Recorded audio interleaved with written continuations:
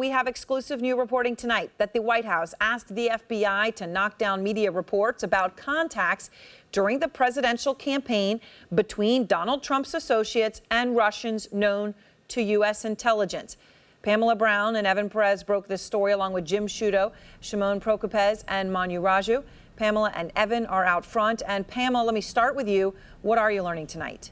Well, Aaron, CNN is told that the FBI rejected a recent White House request to publicly knock down media reports about communications during the 2016 presidential campaign between Donald Trump's associates and Russians known to U.S. intelligence. Multiple U.S. officials telling CNN that the White House sought the help of the Bureau and other agencies investigating the Russian matter to say that the reports were wrong and that there had been no contacts whatsoever. You'll recall that CNN and the New York Times first reported that just over a week ago, the reports about these contacts that were made during the campaign. And Aaron, so far, the White House has not commented. Yeah, and this was a very significant report. I mean, Evan, this is not a typical request. I mean, it's pretty stunning when you hear it on the face of it. How did it start? Well, Aaron, a U.S. law enforcement official tells us that this began with the FBI Deputy Director Andrew McCabe and White House Chief of Staff Reince Priebus on the sidelines of a separate White House meeting on the day after those stories were published. A White House official says that McCabe told Priebus that the New York Times story vastly overstated what the FBI knows about the contacts. The White House official says that Priebus later reached out again to McCabe and to the FBI Director James Comey, asking for the FBI to at least talk to reporters on background to dispute the stories. But a law enforcement official says that McCabe didn't discuss aspects of the case, but we don't know exactly what McCabe told Priebus. And I should add that the FBI has declined to comment on the story. So, Pamela, the White House Chief of Staff, Reince Priebus, Evan's talking about him. He denies the story.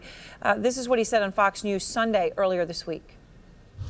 The New York Times last week put out an article with no direct sources that said that the Trump campaign had constant contacts with Russian spies. Basically, some treasonous type accusations. We have now all kinds of people looking into this. I can assure you, and I've been approved to say this, that the top levels of the intelligence community have assured me that that story is not only inaccurate, but it's grossly overstated, and it was wrong, and there's nothing to it.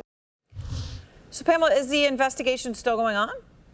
It is going on, and the FBI's counterintelligence division, also several members of the House and Senate Intelligence Committees, tell CNN that Congress is still investigating those alleged contacts. That has begun, and they are starting to collect documents and records as well, Aaron. Which is obviously important. That's what's going to determine what really happened here and answer all the questions so many have. Evan, this is not a typical back and forth, though, between a White House and the FBI. There may be disagreements, but this is not how it usually plays out, right? That's right, Aaron. The communication between the White House and the FBI is unusual because of a decade-old restriction on such contacts. Now, the request from the White House is technically a violation of these procedures that were meant to limit communications with the FBI on pending investigations. Now, the Trump administration's efforts to press Comey to run contrary to Justice Department procedure memos that were issued in 2007 and 2009 that limit direct communications on pending investigations between the White House and the FBI. Now, the FBI Director Comey rejected the request that came from the White House, according to the sources we talked to, because the alleged communications are still the subject of an ongoing investigation, Aaron. All right. Thank you both very much.